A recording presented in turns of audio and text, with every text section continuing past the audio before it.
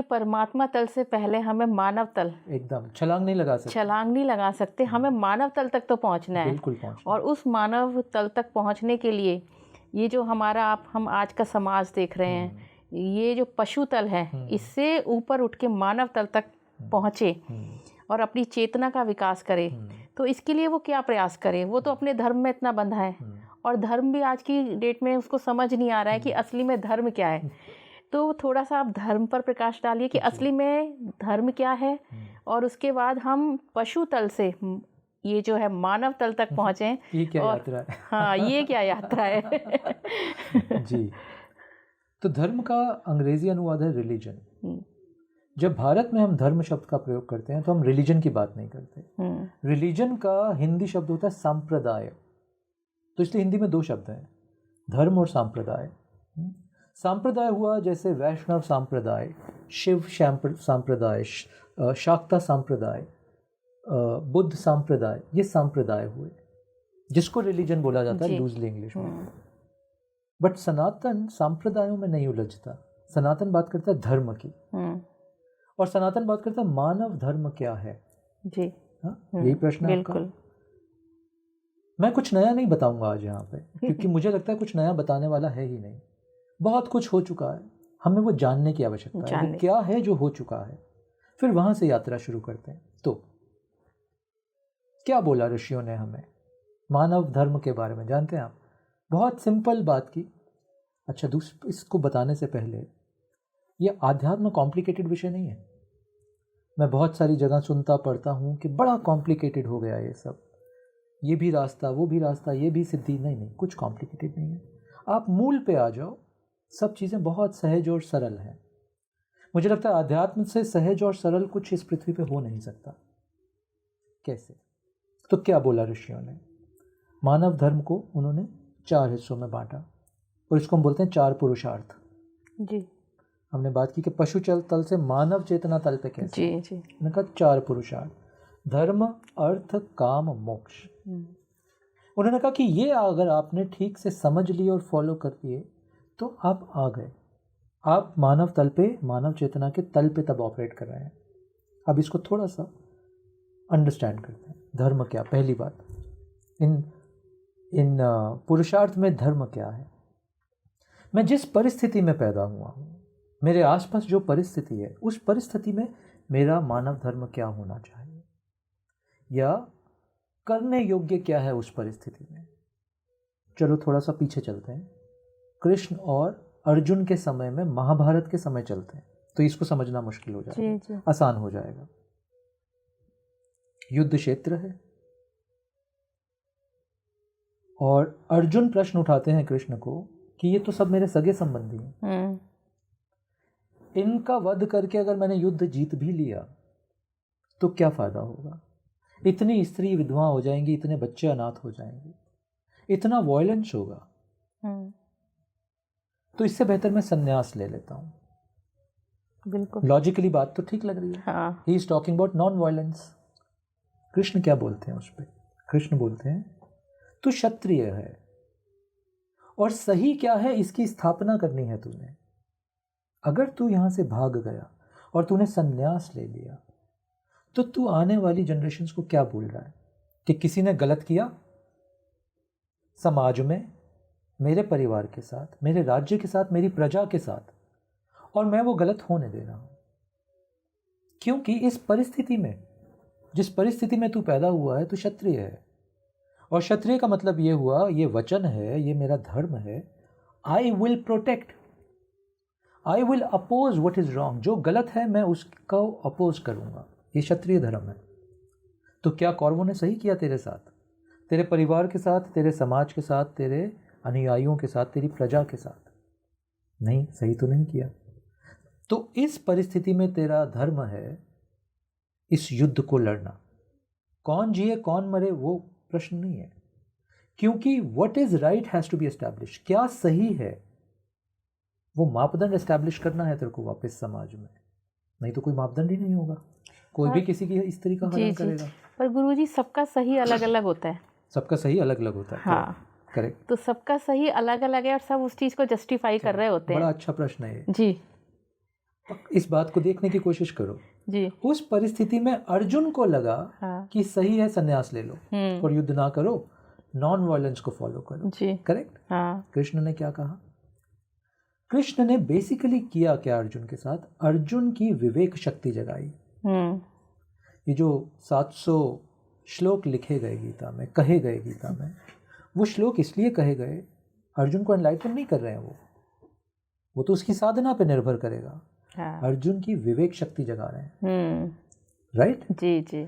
जब विवेक शक्ति जागेगी तो आप निर्णय करने के काबिल हुए पहली बार जीवन में, सही गलत क्या है। क्यों?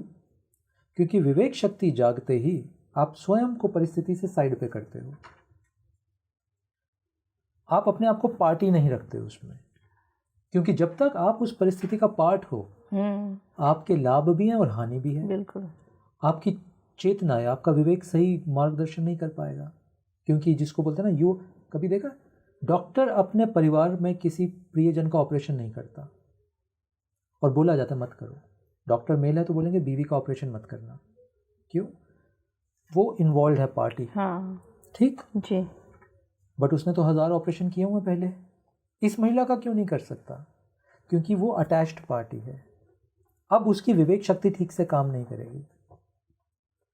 तो कृष्ण ने गीता में अर्जुन की विवेक शक्ति जगाई, और विवेक शक्ति जागने पे ही क्या करने योग्य है, यानी क्या धर्म है, इसका निर्णय लिया जा सकता है।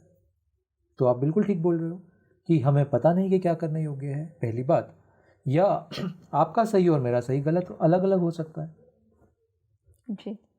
ये निर्भर करेगा इस बात पे, आपका सही मेरा लाभ इस थॉट से आ रहा है, या आपका सही इस बात से आ रहा है कि क्या इस परिस्थिति में सही और करने योग्य है। यानी विवेक शक्ति से आ रहा है। विवेक शक्ति पहली चीज है। तो विवेक शक्ति है खेल सारा यहाँ पे जी। धर्म को समझना, धर्म का निर्वाह करना, और सभी गुरुओं ने यही काम किया। मेरी दृष्टि में शुभम जी, कोई गुरु आपको एनलाइटनमेंट नहीं देगा। मोक्ष निर्वाण वो आपकी साधना पर निर्भर करता है जी। बिल्कुल। गुरु आपको क्या दे सकते हैं? मार्गदर्शन, प्रेरणा सबसे पहले, प्रेरणा कि हाँ ये मैं कर सकता हूँ जी। फिर मार्गदर्शन जी, और फिर धीरे धीरे संगत में, सत्संग में आपकी विवेक शक्ति को निखार देंगे, वो प्रगाढ़ कर देंगे विवेक शक्ति को, और फिर आपको छोड़ देंगे कि अब तुम्हें बात समझ में आ गई। अब सही गलत क्या है, तुम समाज में उलझना चाहते हो, संसार में बंधना चाहते हो, या ईश्वर को पाना चाहते हो, अब इसका निर्णय तुम कर लो। तो विवेक शक्ति। तो हम अभी सिर्फ धर्म की बात कर रहे हैं जी। धर्म को जानना समझना विवेक शक्ति पे निर्भर करेगा। और धर्म की अगर छोटी परिभाषा देखूं, आप जिस परिस्थिति में है उस परिस्थिति में क्या करने योग्य है। तो मानो कि आप नॉन वायलेंस को फॉलो करते हो, बहुत सुंदर, जैसे अर्जुन फॉलो कर रहे हैं, बट परिस्थिति आ गई कि अब तलवार उठानी पड़ेगी, तो भय को मत आने देना। एक हाथ में दिया रहे रोशनी, ज्ञान का, विवेक शक्ति का प्रकाश, और एक हाथ में तलवार रहे, ताकि आप जो परिस्थिति है, मैं उस परिस्थिति के अनुसार आपके अपने धर्म का निर्वाह करूंगा। ये है धर्म। अब मानव धर्म को समझते हैं। आपके पास धन संपत्ति है, सब कुछ, सारी सुख सुविधाएं हैं, मोस्ट ऑफ द जनरल मैं बात कर रहा हूं। तो क्या ये मेरा धर्म नहीं बनता जिसके पास नहीं है उसकी मदद करूं? सेवा। मैं हर चीज में संपन्न हूं, क्या ये मेरा धर्म नहीं है कि जो संपन्न नहीं है उसको दान करूं? दान। आपने पूछा था पिछली कि चेतना को कैसे जगाएं। हाँ। मैं इस सूत्र को वहां लेके जा रहा हूं जी जी। सेवा का प्रिंसिपल, दान का प्रिंसिपल। और आपके पास जब ये सेवा और दान का प्रिंसिपल से आप काम करने लगते हो और धर्म समझने लगते हो, तो धीरे धीरे जगत कल्याण का भाव गहरा उतरने लगता है। तो आप अपनी मानवता को पूरा संपूर्ण करने लगते हो। You start to become full human being. ये यहां से शुरू होगा। आई, मी और माई सेल्फ से आप छूटने लगोगे। तो ये मानव का धर्म है, क्योंकि आई, मी, माई, सब मेरा, सब मेरे लिए, तो पशु करता है। बट पशु परोपकार नहीं करता। लार्जर सेंस में मैं बोल रहा हूं, पशु परोपकार नहीं करता, वो तो मानव में आ गया। तो ये धर्म है आपका, सेवा, दान, परोपकार के थ्रू कंपैशन के भाव को एक्टिवेट करना, ये मानव धर्म में आ गया। और उस परिस्थिति के अनुसार अपनी विवेक शक्ति को जागृत करके जो करने योग्य है वो करें। ना भय हो, ना हानि और लाभ हो। ये हानि लाभ फंसा देती है आदमी को और ये भय रोकता है आदमी को। विवेक शक्ति के आते ही आप इनसे मुक्त होने लगते हैं। धर्म, अर्थ, फिर ऋषियों ने कहा, मानव चेतना की हम बात कर रहे हैं, अर्थ को अर्जित करो। बट अर्थ को अर्जित करने का फॉर्मूला भी बता दिया, शुभ लाभ, यानी वह धन जो सबके लिए शुभ लाए, सबके लिए, सिर्फ एक व्यक्ति के लिए नहीं, एक परिवार के लिए नहीं। बट हमने क्या किया, शुभ लाभ को शुभ लोभ बना दिया। सब चाहिए और सिर्फ मेरे लिए चाहिए। तो शुभ लाभ शुभ लोभ बन गया, तो गिरे फिर हम पशुतल पे। मापदंड वही है, आप इस रूल में हेरा फेरी करो तो आप नीचे गिरते हो। रूल को संभाल के चलो, मानव चेतना को सुदृढ़ करते हो। फिर उन्होंने कहा धर्म अर्थ काम, काम से मतलब desires. You are free to fulfil your desires. अपने बस में जितनी आपकी धार्मिक डिजायर्स हैं उनको फुलफिल करना, क्योंकि धर्म पहले आया है। तो धार्मिक डिजायर्स को you are allowed to fulfil, क्योंकि मानव जीवन है, अनुभव करने हैं, कर लीजिए। बट आपकी नज़र चौथा यानी मोक्ष पे रहे। ये जो आप अपनी डिज़ायर यानी काम को भोग रहे हो, क्या ये मोक्ष की तरफ लेके जा रहा है क्या? अगर हाँ तो ठीक है, कर लीजिए। अगर ना, तो फिर विवेक शक्ति को जगा के प्रश्न पूछना कि ये मेरी कामना क्या मुझे मोक्ष में लेके जाती है? तो चारों संपूर्ण हो गए, बने आप एकदम से integrated Manav, integrated human being. That's the formula. ये फॉर्मूला तो हमारे भारतीय संस्कृति में, भारतीय इतिहास में, पूरे ज्ञान में भरा पड़ा था। बस ये जब से हमने इसको छोड़ा है, हाँ, तभी से हम मिसलीड हुए हैं एक तरीके से। तभी मैंने बोला कि हमारे पास सारा ज्ञान है, सारा विज्ञान है, हमें लगता है हम उसको जानते हैं, बट हम एक्चुअली जानते नहीं। सुन लेने से जानना नहीं होता। जब तक आप इसको अपने जीवन में इम्प्लीमेंट नहीं करोगे, जैसे फॉर एग्जाम्पल मैंने बोला शुभ लाभ शुभ लोभ। मैं प्रश्न पूछता हूँ सभी ऑडियंस से, जीवन में जो भी आप काम करते हो धन अर्जित के लिए, रिसोर्सेज के लिए, वेल्थ के लिए, वो शुभ लाभ पे आधारित है या शुभ लोभ पे आधारित है?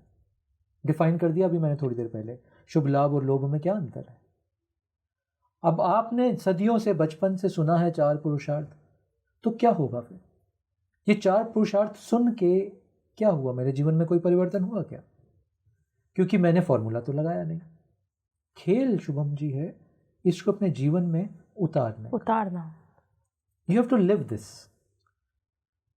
लिव करोगे तो ही मानव बनोगे, नहीं तो फिर the pull is always downward. वो पशु जगत खींच ही रहा है आपको।